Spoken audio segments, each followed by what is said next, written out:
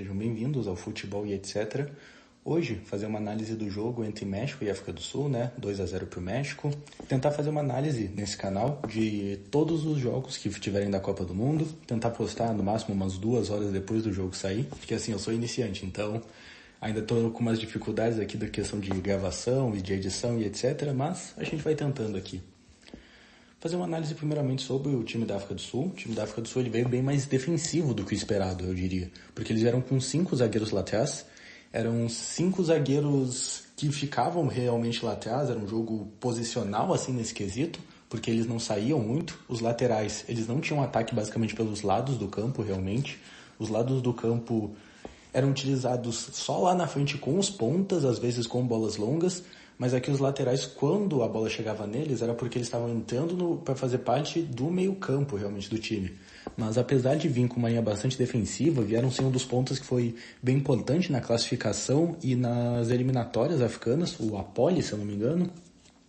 Apesar disso, eles tinham um jogo bastante baseado no que a seleção sul-africana costuma fazer, que também é o que o Mamelodi Sundowns, que é o time da África do Sul, que é base dessa seleção, também costuma fazer, que é um jogo bastante de toque de bola. Então eles tocavam muito a bola circulava muito pelo meio campo, ela só não circulava tanto no ataque. O ataque muitas vezes era feito com bolas que saíam desse meio campo e bolas longas na direção do ataque, principalmente do Foster, né, que é o principal astro, eu diria, dessa seleção sul-africana, que joga pelo Burnley.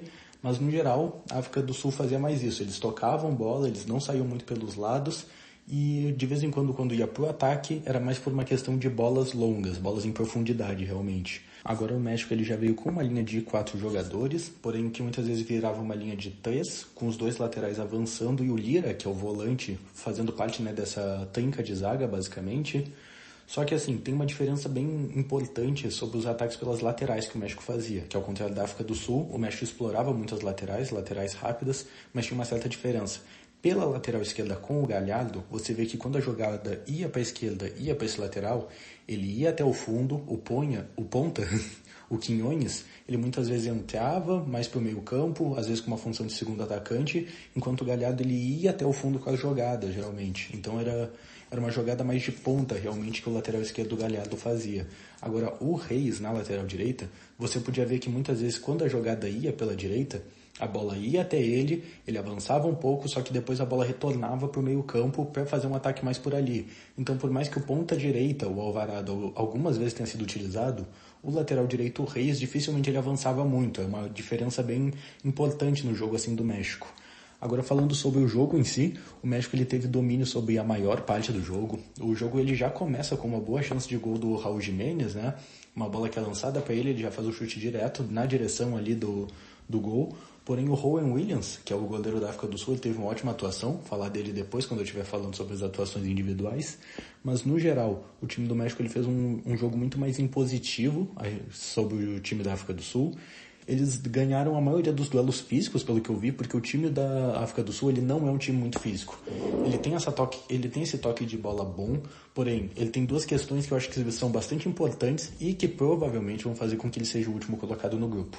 Ele tem um toque de bola interessante, jogadores com qualidade nesse quesito, porém eles me parecem não terem muitas jogadas preparadas. Muitas vezes parece uma questão mais do improviso na hora mesmo, sobre como fazer os passes, sobre fazer passes difíceis, porque é um time que faz bastante passes difíceis, mas parece que muitas vezes depois que esse passe difícil ele é feito, ele é concluído, só que não tem muito o que o jogador que recebeu o passe fazer a partir disso.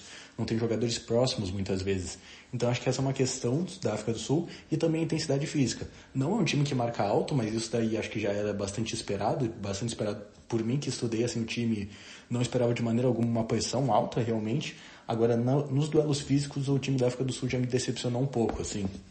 Me parece um time muito sem força, eles não conseguem duelar quase por nenhuma bola, e por mais que eu já esperasse uma pouca pressão, eles realmente, assim, não fazem quase nenhuma pressão em cima da bola, realmente. Lá mais pro final do jogo, de vez em quando você via um dos atacantes que eles colocaram, agora eu não vou lembrar o nome dele, mas ele entrou ali de vez em quando, fazia uma pressão lá na frente para incomodar um pouco os zagueiros do México, mas era muito pouco. Então, o time da África do Sul, por mais que muitas vezes ele tivesse a bola, ele circulava a bola e rapidamente perdia ela em algum duelo físico ou quando fizeram algum passe arriscado. Então, por mais que eles tenham tido, eu não cheguei a ver os dados de posse de bola, mas observando o jogo eles pareceram ter uns certos momentos de posse de bola. Depois do primeiro gol do México, inclusive, vou falar sobre ele depois. E depois do primeiro gol, eles até tiveram um bom período, um período onde eles conseguiram ter uma posse de bola mais ofensiva mesmo. Quando eles perdiam a bola, rapidamente voltava para eles, mas isso durou por volta de uns 20 minutos no máximo ao longo do jogo. E no final do jogo também, claro, quando já estava 2-0 pro México, eles tiveram uma certa imposição ali, conseguiram trocar uns passes, mas nada demais realmente. Então eles sempre estiveram na desvantagem, basicamente com o México. O México sempre jogou melhor. Agora sobre o primeiro gol do México, ele sai de uma jogada muito impressionante assim do Quiñones. O Quiñones, ele é um ponta que ele é muito goleador, ele foi um dos artilheiros do campeonato saudita, e ele é um ponta muito goleador mesmo. Ele é o famoso chuta-chuta, diria até. Só que ele faz muito essa jogada de sair da ponta e ir mais para dentro. Então, enquanto o lateral, né, esquerdo do Galhardo, ele ia lá para frente, eu sempre esqueço o nome dele, o Quiñones, que fez um ótimo jogo, inclusive o Quiñones ele sempre ia para dentro e buscava geralmente esse chute, principalmente. O primeiro gol é nisso, ele até tinha uma opção ali de tocar para o Raul Jiménez, que também estava bem posicionado, mas ele faz um ótimo chute, basicamente indefensável para o goleiro da África do Sul, o Rowan Williams. Então foi um ótimo gol e depois ele continuou nesse ótimo jogo. Durante quase todo o jogo ele foi muito impositivo, assim, ele corria bastante o tempo todo e ele abriu muitos espaços para o lateral de esquerdo jogar. Então toda hora ele ia para dentro, abria o espaço e encontrava uma boa jogada. Algumas vezes ele deu alguns chutes de longe, alguns chutes que trouxeram bastante perigo, um inclusive que bateu na trave. Mas assim, tem os ônus e os bônus de tu ter um jogador, esses que a gente chama de chuta-chuta, né? Ele primeiro acertou um chute de uma certa distância, um chute muito bem colocado, só que depois, nesses outros dois chutes, um até nem comento tanto, porque foi na trave, então foi muito próximo de ser um gol dele mesmo, mas logo após esse primeiro chute do gol, ele teve uma outra oportunidade, onde o Raul Jiménez, eu acho que ele estava muito bem posicionado, então acho que teria sido uma opção bem melhor realmente se o Quiñones tivesse passado para ele, teria sido uma chance de gol muito mais clara na minha opinião, mas ele preferiu não, ele chutou e ok, no fim ele ainda assim diria que foi o melhor jogador da partida, toda hora ele estava dando oportunidade para os companheiros, quando ele voltava e quando ele não chutava ele fazia bons passes também, então ele armava boas jogadas, ele armou boas jogadas enquanto estava lá, abriu muitos espaços e fez um gol, obviamente, né? Então acho que isso tornaria ele o melhor jogador da partida, apesar de que eu acho que tem uma disputa muito boa com o Raul Jiménez. O Raul Jiménez, para mim, ele fez um primeiro e segundo tempo muito bom enquanto ele esteve em campo. Por mais que tenha demorado até sair o gol dele, né? Só sai ali pelos 60 minutos, 70 minutos da segunda etapa, mas durante todo o resto do jogo, ele fez muito pivô. Ele fez muito pivô muito importante, então ele toda hora ficava gerando jogadas para a equipe do México. Inclusive a jogada que gera a primeira expulsão da África do Sul, né? Foi um jogo de 3 expulsões, 2 pelo lado da África do Sul e 1 pelo lado do México.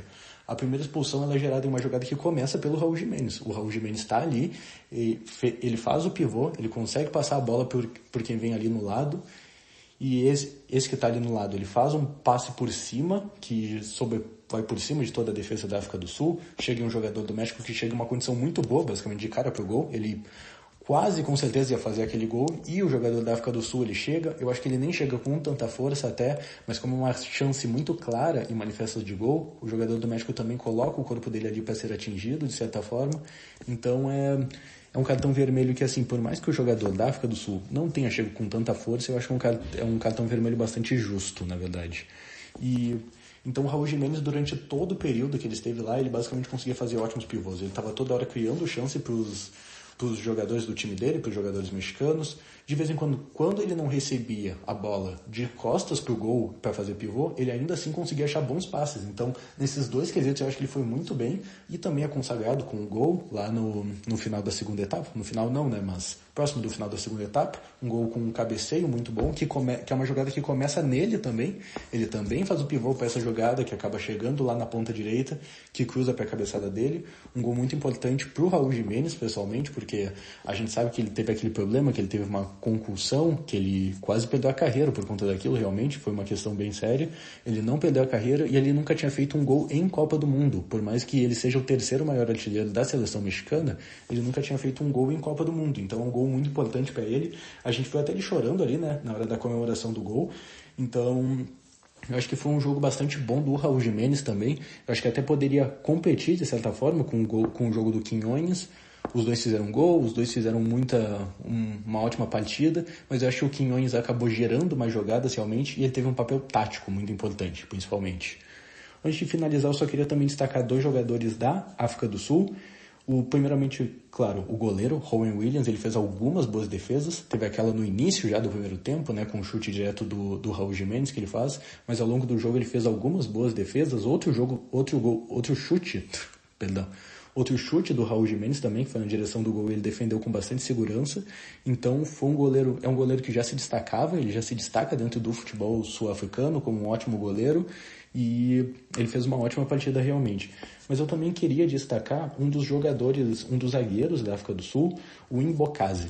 O Mbokazi, ele é um jogador que ele já tem bastante prospecto na África do Sul. Já se espera que talvez ele possa atingir alguns times gigantes, que ele possa ser contratado pelo bom desenvolvimento dele. E ele realmente fez uma ótima partida. Ele é um jogador muito físico, ele defendeu muito bem, sempre que precisou. Ele tinha bastante competitividade física, que é uma coisa que faltou no geral no resto do time da África do Sul, até mesmo nos zagueiros, eu diria. Então ele realmente foi de longe o melhor zagueiro e acho que o melhor jogador de linha da África do Sul, na minha opinião. E ele também tem uma boa qualidade de passe, uma ótima qualidade de passe, eu diria. Muitas vezes ele fazia bolas longas que iam muito bem, muito direcionadas realmente para os jogadores. Lá no final da partida teve algumas que ele errou, eu sinto que no final da partida ele estava mais descalibrado, assim, mas no geral foi uma ótima partida dele nessa questão dos passes também.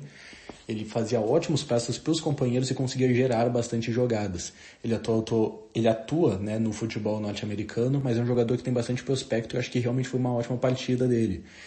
Talvez ele seja aquele tipo de jogador. Eu acho que a África do Sul vai ser eliminada agora nessa fase de grupos, pelo que eles apresentaram, mas o Mbokazi é um jogador que realmente ele é bastante jovem, 21 anos, ele pode ser aqueles jogadores que se destacam numa Copa do Mundo, sabe? Aquele tipo que se destaca na Copa do Mundo e é comprado por um time maior, um time mais forte.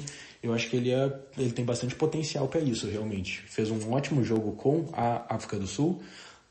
Sobre as expulsões, queria falar rapidinho, né? A primeira expulsão totalmente correta, óbvio. Por mais que não tenha sido com tanta força, eu ainda assim considero uma expulsão bastante clara, porque era uma chance muito clara e manifesta de gol.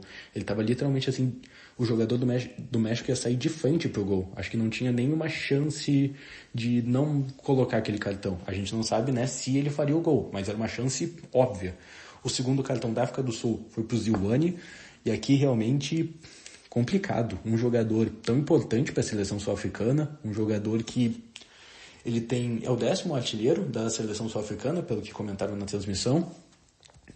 Ele é um bom jogador, ele tem bastante qualidade, mas fazer aquilo numa estreia de Copa do Mundo, assim, acho que até é difícil de perdoar realmente, porque era um erro muito bobo, muito infantil. Ele simplesmente foi lá e colocou a mão na cara. Ele não colocou com força, não foi realmente um soco, assim, mas foi um tapa, assim, de mão aberta, parece, e era muito claro que ia ser uma expulsão. Não tinha nem muito o que discutir nessa situação, porque foi uma ação agressiva deliberada, né? Então, era uma expulsão muito clara. Eu achei muito estranho. É muito questionável realmente um jogador dessa experiência, dessa importância para a seleção fazer uma coisa dessas. E o terceiro cartão também saiu ali no final do cartão em cima do Montes, do zagueiro.